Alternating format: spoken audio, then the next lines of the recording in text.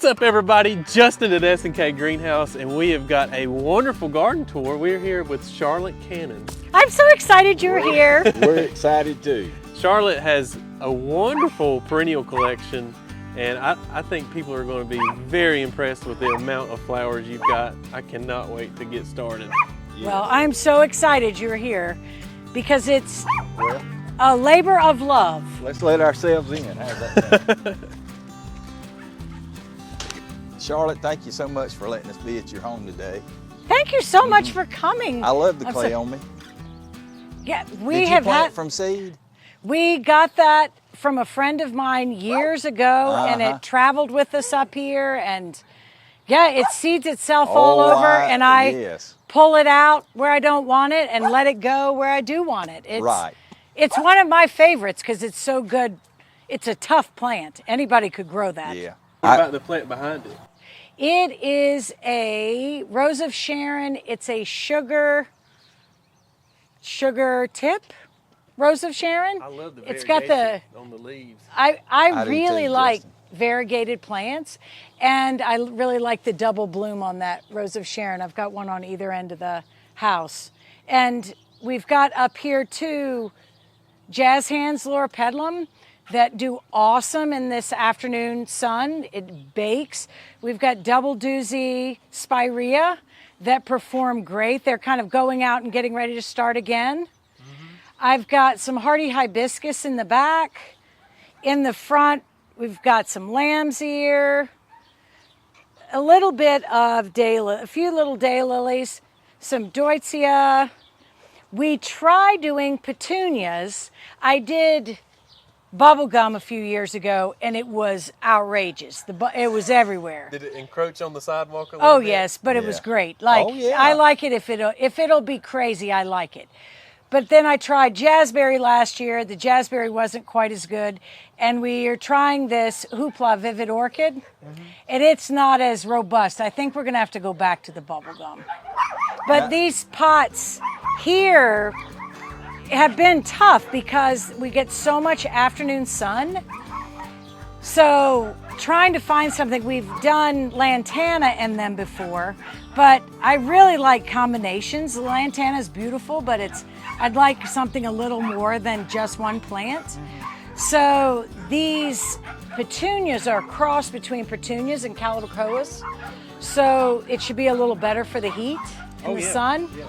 Then we've got some pink cashmere superbena, some truffle of pink gomphrena, which I love. These in Wedgwood blue angelonia. And then I tried this little thing, which I didn't keep the tags. Whatever those little, they must be a kind of celosia. That's what I was thinking. Looks like celosia. It does to me, yeah. But I'd never found them, and I've got them in a couple places to see how they would do this year, and really they're doing well. And these pots on our porch, I potted up like 4 years ago for the winter time. And I've got dwarf Alberta spruce, peach heuchera, wildberry heuchera, and some variegated ivy. And I've been so tickled at how well they have done even in the sun. I was going to say, because impressive. They're in a hot location. They're doing well. So. Yeah. For those of you who, are we in Ellenboro? Yes. Yes. We are in Ellenboro, North Carolina.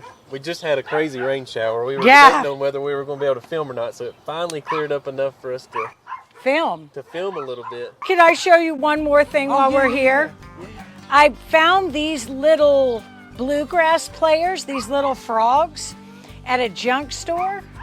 And my dad passed away a few years ago, and he loved bluegrass music. So I do too. I used love it. That was a fire pit. I used the old fire pit and put some soil in there. It's got a heuchera and some little pieces of my sedums. And I love that they greet us when we come home. Everybody that comes gets to see them. As we tour Charlotte's landscape, you're going to see a lot of whimsical things like this, like the three frogs playing bluegrass. I was telling Charlotte earlier, it feels like I'm in a Dr. Seuss book, and you'll know what I mean by that when we start walking around the back. It's just so colorful. You've got a real eclectic style, and Something we've not had on the channel before. Well, I'm so tickled you're here. I like weird stuff. Like when I've gotten conifers from you, like I don't want just a straight old normal plant. Oh, and there's some pugster amethyst butterfly bush. That particular one gets covered with butterflies. Like swallowtails will cover that in the summer. Wow. That's a great bush, that amethyst. I know you all sell that. Now what's growing in the containers over at your garden shed? Well, the dark color. The black water troughs have patio peach trees. And so they're kind of loaded down with peaches. This area is looking a little busted, but and I've got some heuchera in it. But these patio peaches, they really produce. I've got 4 of them, 2 of them out here and 2 up in the garden. And I love the color. I like the dark color. I need to cut I like that too.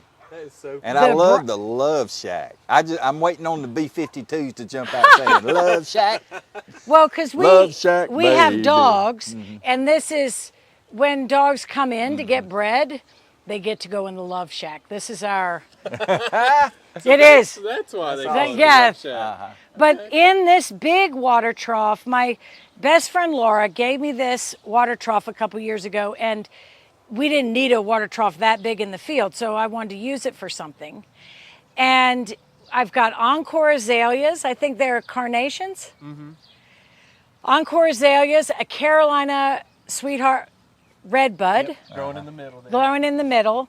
They have amazed me. I've never had encores before this, and they bloom heavily 3 times. In the fall, they are absolutely spectacular. If you could just look down there, Alex, that is the fruit cocktail tree in the middle.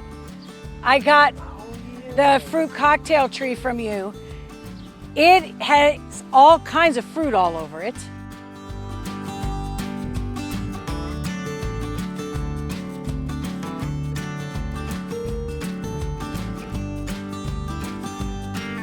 We just did this bed last fall. But we put 2 little peach trees on the sides to help with pollination. And I just ate a peach off of that yesterday. But Alex, these are the encore azaleas you sold me this spring. Remember how they were kind of leggy? And you were like, oh, you can cut them down. And I was like, I like the tall because it's far from the house. These were all extra plants that we had. Freddie, who helps me with the garden, got me these, I guess they're pufferfish azaleas. So this is their first season. We've got some autumn joy sedum. I've got some just regular rosemary that we got in little teeny things at your thing, and they got bigger and bigger and bigger. A forsythia in the back. You said this bed's, you just planted in the fall. Yeah, we just did it in the fall. Sedum, how large it's gotten already. Yes, it was in a pot. And so we stuck it right there. That Grand Cascade, that is an awesome butterfly bush because the dogs broke that butterfly bush down to like 1 inch. We thought it was a goner. All right, looks like we're heading into what I call the secret garden. This is my favorite part. And we got to see limelights and little limes doing great here on the side of the house. They are so easy. And camellias, just great big camellias. This is a fire glow that you got from me, like what? I guess 2 years ago. 2 years ago. It's doing wonderfully right here. I was tickled because I came in and I told you about the spot and the size, and I didn't want something too big, but I wanted something to give some height further out. And this fire glow has not missed a beat. It has been amazing. I would imagine it like a dwarf bloodgood. Yeah, I love it. It's so much, I love that it's that size. Wow, I just love this shot through here, Al. Look at the maple at the end greeting you. What's that one called? It's a butterfly. The Bruce maple. Yeah, Bruce is right there. Bruce is right on. Hey, what's happening? But in this space, we have a lot of dogs. And when I had planted hostas and stuff along this wall, they were smashing them. It was like their little pillows. So we ended up ditching that idea, I lifted everything up. I put everything in pots. And now we grow all this in pots. It has worked out so much better. And no slugs, because the slugs were eating stuff really badly too. Yep. You know how? Been awesome. You know a good way to get rid of slugs? How? Take a pie pen, put it ground level, and fill it with the cheapest beer you can find. Slugs are slugs. They're sluggards. They love beer. Yeah, and I told my mom that last year. She called me and said, son, I've counted over 300 slugs in this pie pen. Seriously.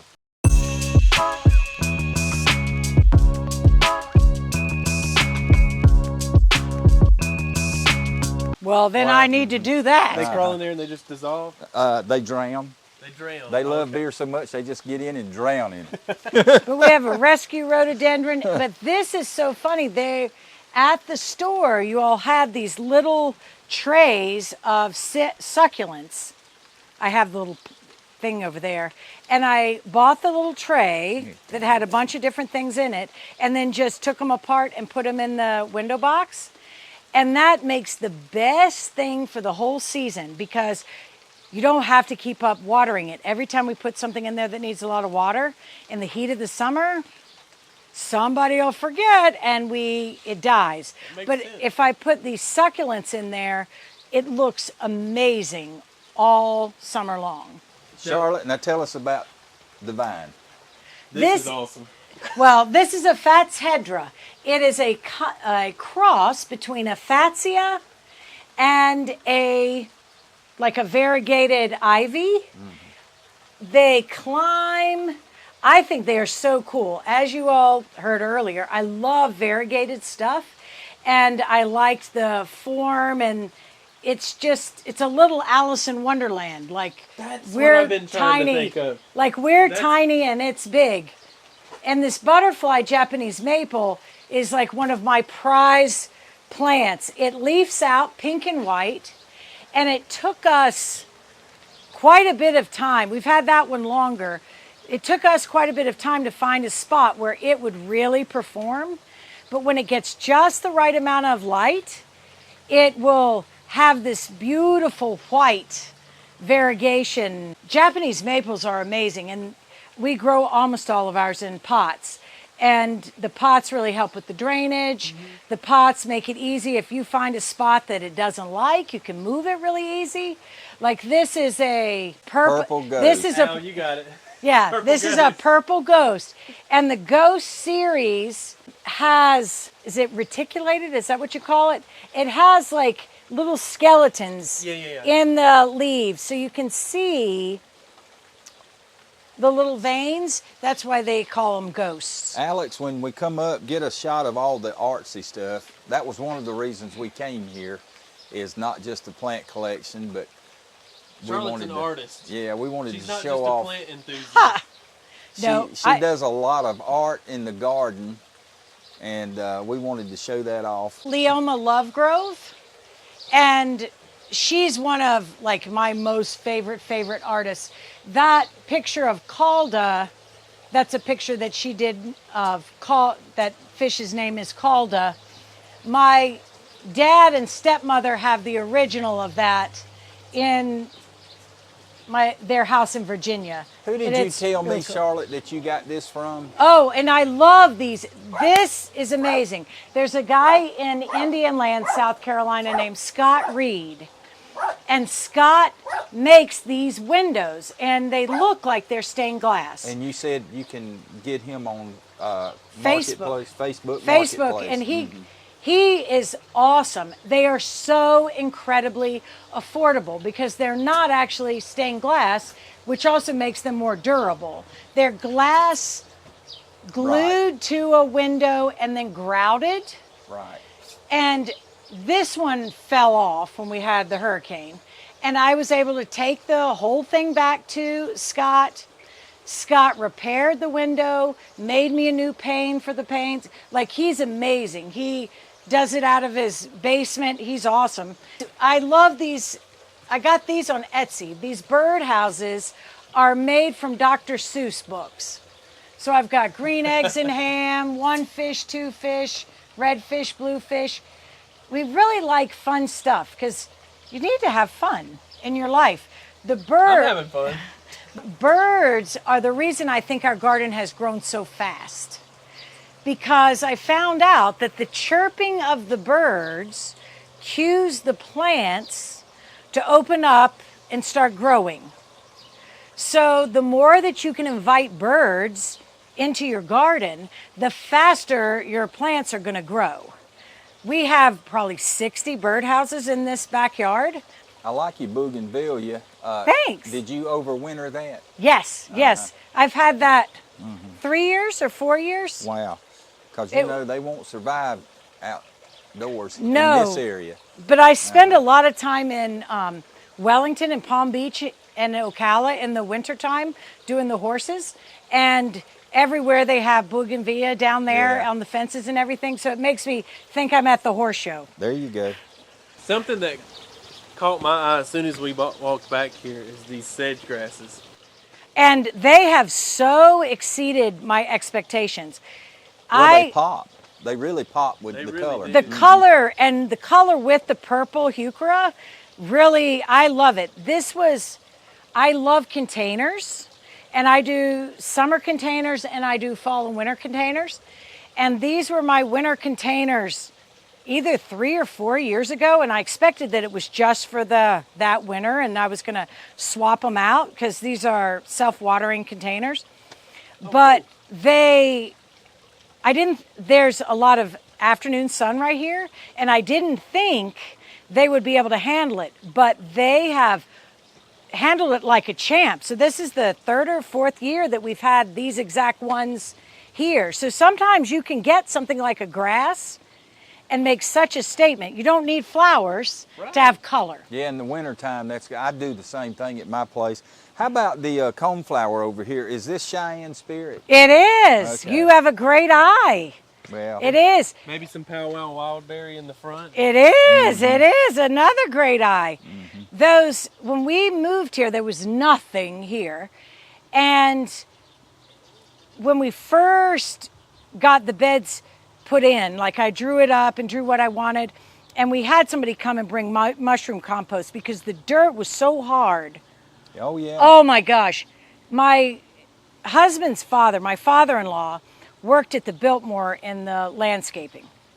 And he brought his tiller down here. We were like gonna fix this up. And his tiller bounced on the ground and laughed at it. Look at this thing. Every coneflower here came from those. This is red hot poker. And it is making a scene. It's also called torch lily. Yes. And Nephofia. Nephofia is like a fancy name. Yeah, that's the same. But I love the way it twists. It's like fireworks. Oh, it's art. It's art with a plant. Yes. I'd like to come over this way, Alex. Charlotte's got some very unique specimens. And one in particular, I didn't know what it was till we got here, but Charlotte told us. I call it the fuzzy ball bush. What did you say it was, Charlotte? That is a sugar shack button bush. Sugar shack button bush. So we've got the love shack, and now we've got the sugar shack. You know, that's a song too. Sugar shack, back in the 60s. Yeah, but here's a even better one, Alex. It's not so, because a bunch of these have gone over, but they're like little Sputnik blooms. There's some younger ones too. This is such a great, easy tree to grow and is so good for the pollinators. And they're awesome for wet areas. All of our water goes to this area. So I had to find things that could do in wet. So these button bushes really can take up a bunch of room. I've got this weeping Alberta spruce. Is that what is that? Alaskan cedar. The Alaskan cedar. Favorite specimens you got? I got that from S&K. I don't even know what it is. Atlantic cedar. A serpentine. A weeping, serpentine, Atlas cedar. Yes. Or Atlantic. Atlantica. Well, I just thought it was cool. Here's another conifer growing a spruce tree in a container. I like pointing those things out because a lot of people don't realize you can actually grow a lot of conifers in containers. Yeah. Because it was a dwarf, it's only supposed to get to be like 8 to 10 feet tall on the tag. I just got that pot and I said, we're gonna put that in there. It made it taller right off the bat and it has lived great. I like this too. I'll set them in a window box container. You don't always have to put a flower in a container. She's got, is that lemon balm, I guess? I think it's Angelina. It's not the lemon. Angelina's gold too, so that could be All right, so it's Angelina, because I've got lemon coral, but that's not it. This Angelina is really cool because in the fall and the winter, it gets a really neat color to it. It gets sort of some orange and I had some stuff over here that was darker, like the purple sedum that I had, but it blended and it didn't stand out well enough. So I switched and put some chunks of this in here, and having succulents in window boxes is a great hack for people that work a lot and can't always water their window boxes all the time. What type of iris did you say this was? It's a Japanese iris. I think it had lion in the name.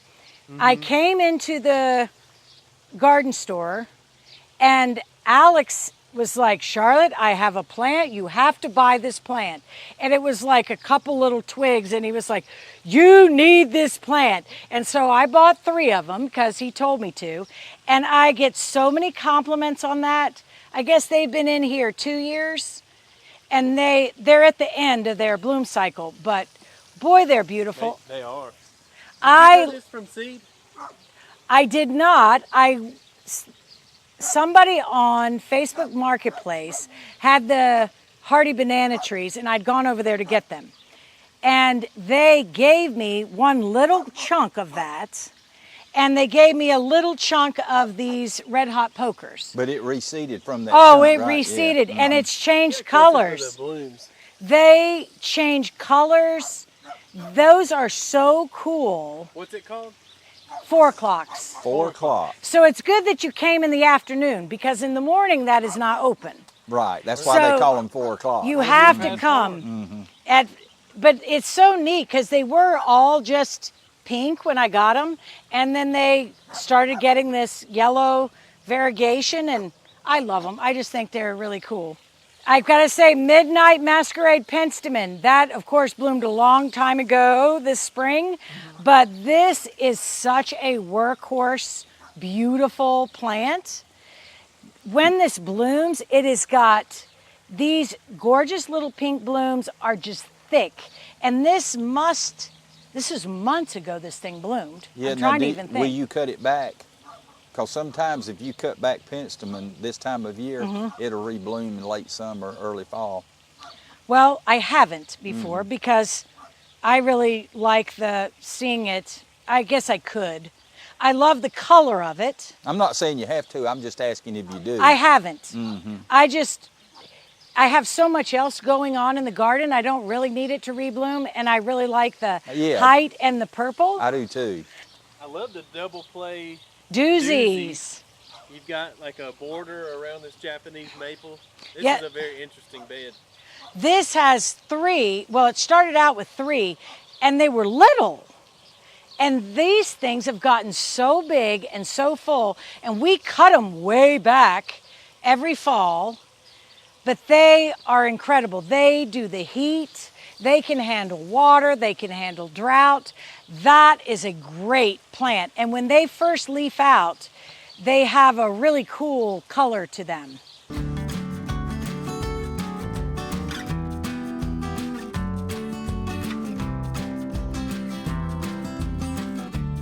Here's a concept, Alex, I like when it comes to landscaping, is to kind of hide an area. I think you need a level of mystery in your landscape. Yes, I love that too. And this is a good example of it, because as you come down this way in her yard, this is kind of hidden. It's not totally hidden, but yet it kind of is.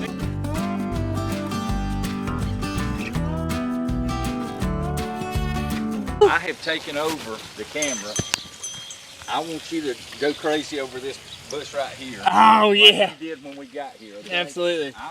Alex, tell them about that a little bit. Two things with it. I love this one. It's called Bluebeard or Caryopteris. It is a wonderful, wonderful, wonderful pollinator. It's kind of like a butterfly bush, but not really. They get about 4 foot tall and wide, as you see.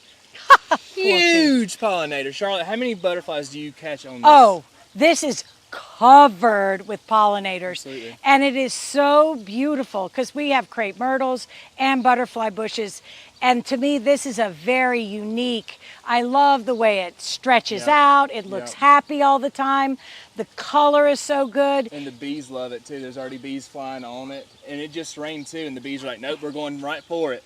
No, that's a great plant. Oh yeah. Thank you, Bruce. I thought you'd be good to explain all that. Absolutely, it's my favorite. So come in here, because not only can we find plants at the garden store, we can find furniture. So I bought this lovely paint job too. Yes, well, and I painted it. Nice and bright and colorful. You could tell that. Did you tell me you were from Florida? No, I'm from Virginia, but I was inspired in South Florida by the artist Leoma Lovegrove that did all this. She had a garden there, and I came home. I was there visiting my dad, I don't even know how many years ago. And I came home and I started painting everything. I was like, I don't care who likes it or doesn't like it. It makes me happy. Yeah, that's the thing. Gardens are supposed to be fun. You don't have to have the same garden as everybody else. No, that's right. You do you. My daughter likes to say, you be you, boo, and I'll be me. Yes, absolutely. Look at the smoke bush. Oh, that with the water on it is awesome. And it's got a little lime punch next to it. And that smoke bush has really done well. That has wanted to live. I like plants that want to live. If you don't want to live, you don't live here. Well, but we have some variegated dogwoods back here. Those variegated dogwoods have yellow stems in the wintertime. I didn't realize they were going to have yellow stems, but they are really cool. Firelight hydrangea. Then over here, we've got Bobo hydrangeas. I've got a Grand Cascade butterfly bush that's just getting started. Some pink obedient plant. Some more coneflowers. You know why it's called obedient plant, don't you? Huh? You know why it's called obedient plant? I do not. You know, it's in the mint family. Have you ever grown mint? Oh, yes. Yeah, you know how voracious it grows? Yes. That's why it's called obedient plant, because you just plant it and it'll grow. I like the pinks. Is this salvia or veronica? That is veronica. Yeah, I like that too. So that particular bed, I thought it would be really neat to do a one tone, like all the plants in there be pink. And we do like some veronica that's pink, some coneflowers that are pink. There's phlox in there that's pink. There's a landscape method, and I may be wrong on this, but I think it's called monochromism, where you plant different shades of the same color. That's I didn't like know it that. had a name. Yeah, there is. There's a name for it, and that's what you have done here, which is really great.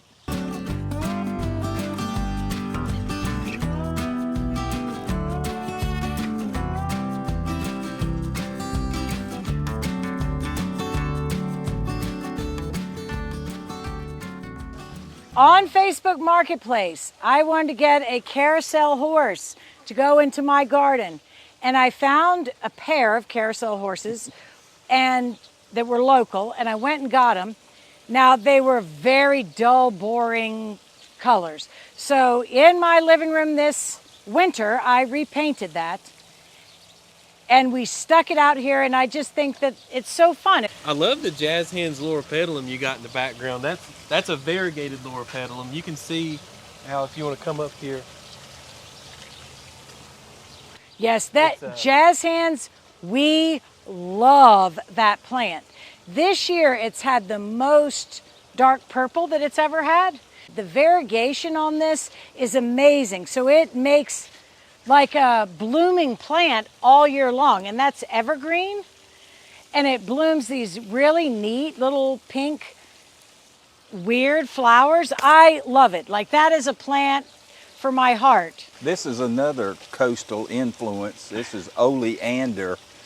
I grew up in the low country of South Carolina, and it grows indigenously down there everywhere.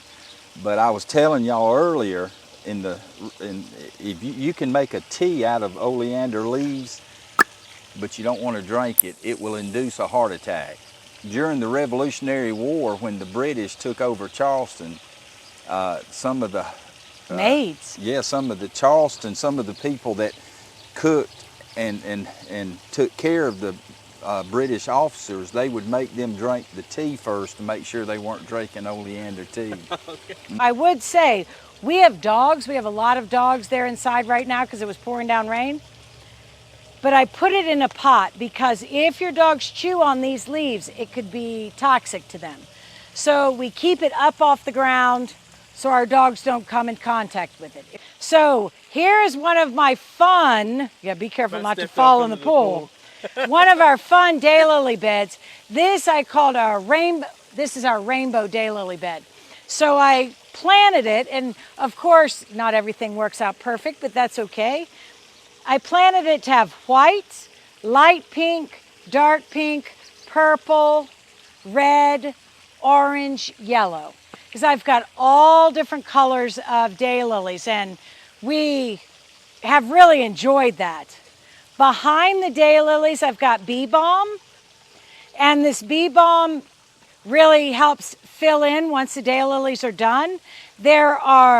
We have a big bunch of daffodils in here that come out first, then bearded iris that come out, then our peonies, then our daylilies, then the bee balm. So you can have one little space that performs in all different seasons if you plan it right. And of course, jazz hands loropetalum, so that is working all the time.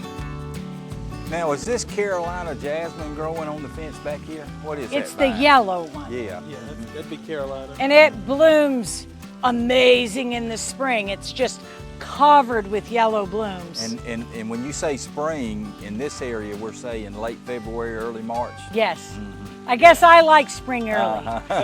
Something people need to know is that you have only been here 6 years. And when you moved in, the house was here, the pool was here, but all these beds were not here. And you've accomplished all of this in just 6 years. Well, and we were here a full year before we had anything. So really, 5 years. 5 years. Here's some blanket flower. This was on your sale rack last fall. And so I was like, I'm going to grab it. That fella looks like it needs a little home. And poof, they came back. So Gaillardia blanket flower. We've got some blue. Now, Gaillardia blanket flower, that's also indigenous to the coastal area of South Carolina. Really? Oh yeah, it grows wild everywhere. Very cool. It's a very tough plant. It is. It can take heat. It can take dry conditions. It can take a lot of water. It can take sand. It grows naturally in sandy soil, but it grows in our soil too. Well, like I said before, if it wants to live, it can have a home here. Like I like stuff that likes to live. We have some pugster blue butterfly bushes here. This is a hardy hibiscus. There in the middle under my little metal macaw and a crepe myrtle behind it. We just got done with all of our iris. Al, look at the backdrop of this mimosa tree. This is one of my favorite things I've noticed about your yard. It is showing out right now, I guess we're in the middle of June. We love the mimosa. It's funny, my mom was not a fan of mimosa trees, but I just think they are gorgeous. I love the feathery, Chinese-y looking blooms on them.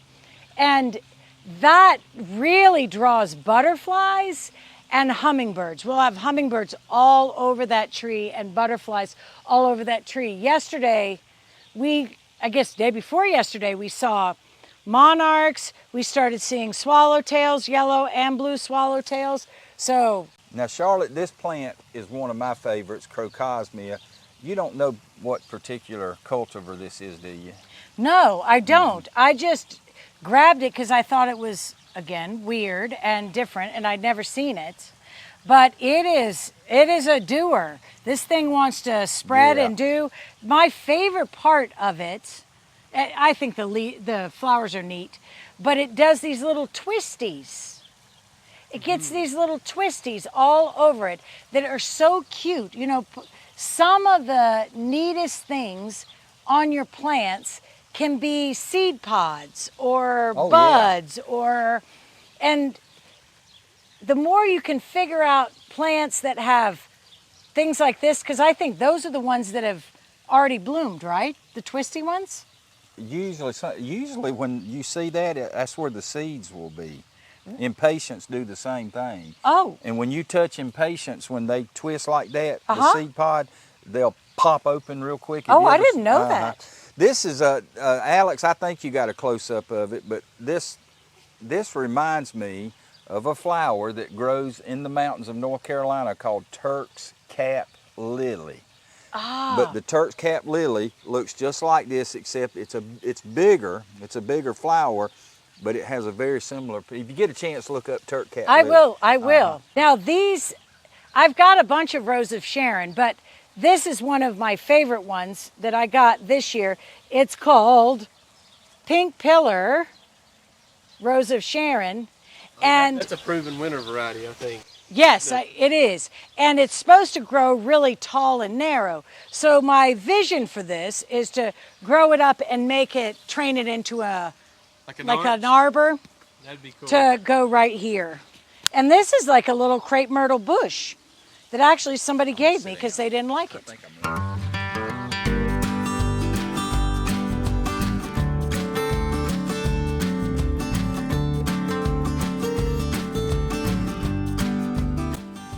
We've got butterfly bushes all up this side, and I ended up moving them over to here because one, there's baking sun in the afternoon, but also the slope helped with the drainage. That's key. So what we always preach is lots of drainage, because if you don't have it, most plants are going to get root rot. So Charlotte has raised her bed. She's got plenty of mulch, and I think that's why everything's doing so well back here. And this is funny, this little bed, and I don't know if you can get a good angle on this, but this past Christmas, we were at my sister's house in Virginia, and she gave us this bed. And she was like, oh, it's a brand new bed, blah, blah, blah. And we're like, oh, well, we could use that, blah, blah. We brought it home. Well, it didn't have all the parts. And we fought with this thing trying to put it together, and it did not work. And so we had to take it down, and we were so mad. Well, then I said, you know, honey, I could make that into something in the garden. And he was like, what are you going to do with the bed in the garden? And so I put this thing together, and I got some shears, and that's so creative. I have made a little place for us to sit. And so it's creative. Fun. It's really fun. And I got the pot there in the middle at the garden center at S&K. The strawberry jar. Yes. The aloe in the middle. And this feather falls. Of course, we got that there with some more heuchera. It all comes together. I don't know if you can get this, but it's just very lush back here. You've got dense plantings of daylilies. You've got the sedum here that's starting to bloom out. You use a lot of sedum. To me, that's one of my, I'd say if you struggle to grow plants, you can't keep up with the watering, sedum's where it's at. Because these pots were here when we moved here, and they get so hot on this wall, and their drainage is a little questionable. Right. And we tried, I tried lavender in there. We tried a bunch of different things, and it bakes it. It kills it. So then I had an autumn joy sedum over there, and I said, you know what? I'm going to stick a piece of autumn joy sedum in the middle of each pot. It grows, to this beautiful little thing. And then I grabbed a bunch of my different smaller sedums and put it on the sides, and we have just left it. And it is 4 seasons. They look great. In the wintertime, I actually spray paint the blooms of the sedum. Really? Like different colors, so that it looks like it's blooming even in the middle of the winter. Are you serious? Yeah. Is this one? This is Amethyst Falls too. Amethyst Falls. So eventually this is going to take over the arbor. Yes. And, provide natural shade there. I keep, every winter we take this shade sail thing down, and we're hoping this will be the year. But it's only been 2 years, so I mean, you can't be hating on that. But eventually we won't need it. Eventually we won't need it because... You got the coleus planted underneath? Yep, some Albrido. Some Albrido, and then some of my little fairy garden stuff. But sedum is my buddy. I love this red. I don't know what the name of this is, but it blooms so pretty, dark red. And then I use a little contrast. I actually picked this up off of a sidewalk somewhere. This little sedum right here, and brought it home and cultivated it. But I like the contrast. Check it out, Al. It's almost white. It's like got a little white and a little variegation, but it is a nice contrast with the red. I've got some Wicked Witch, coleus, but all this stuff came from the garden store, like caladiums. Euphorbia is really an under-celebrated plant. I agree.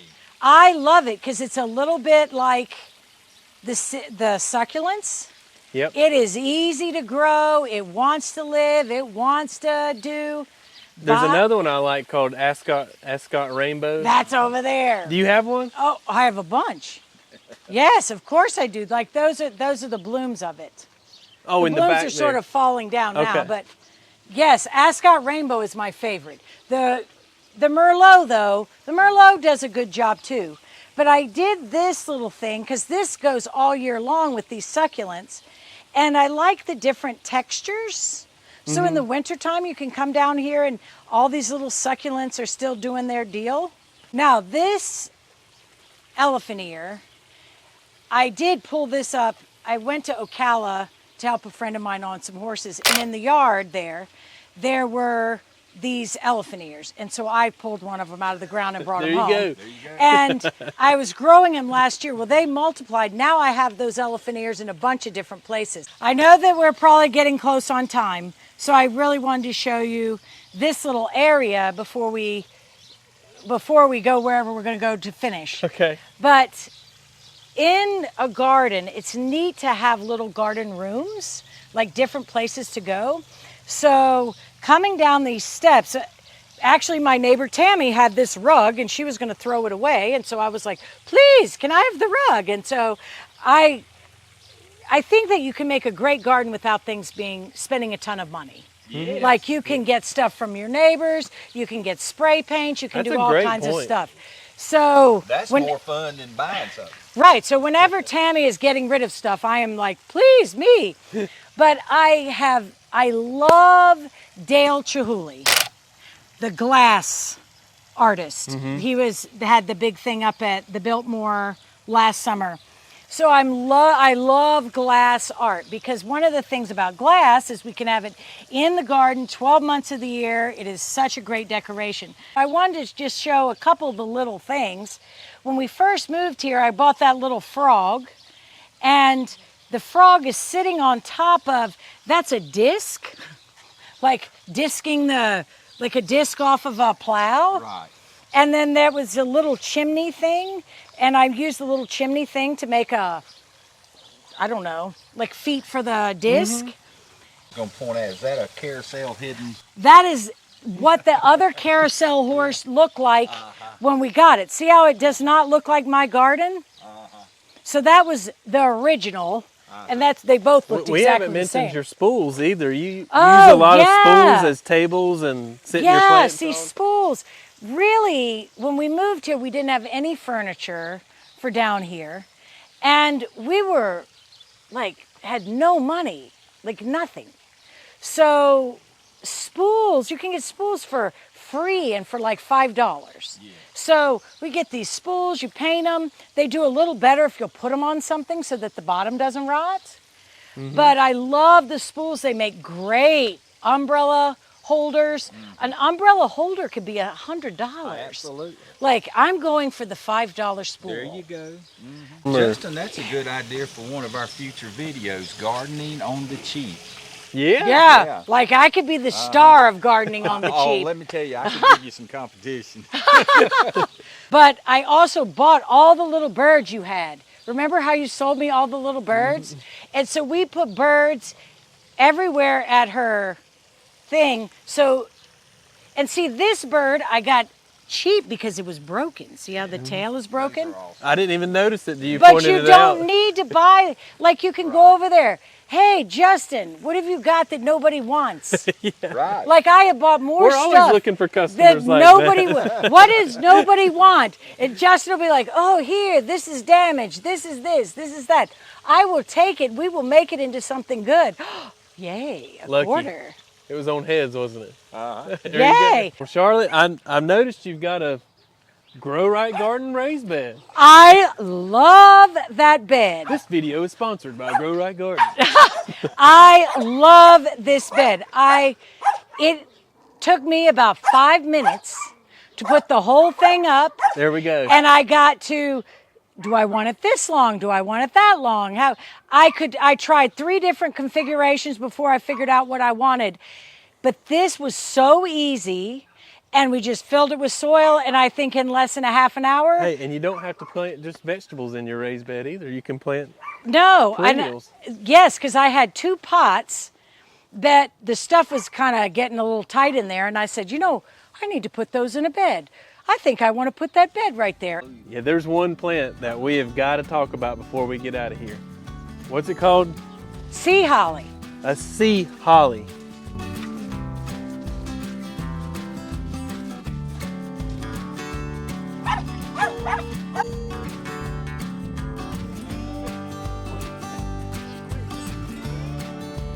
Check out the sea holly.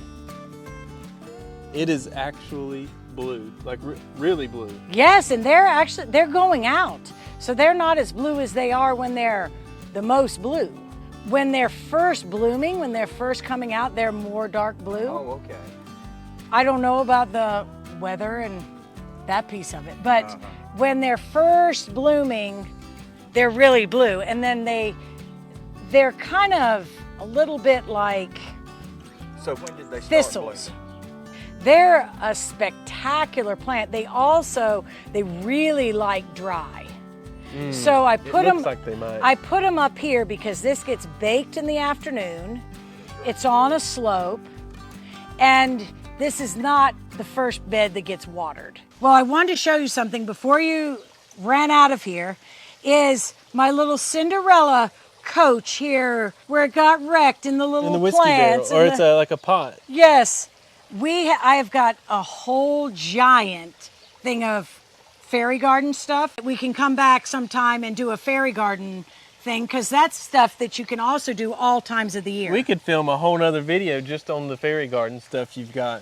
Because I think that's fun for a lot of people and it helps get the kids involved too. Absolutely. Kids love coming over here and searching around and finding all our little gnomes and stuff. But thank you so much for coming. Listen, Thank you for having us. Thank you for bringing us over here. We loved it. I know the audience is going to love it. And Charlotte, do you know what we say at the end of our videos? Be a plant person. Yes. Become a plant person. Yay!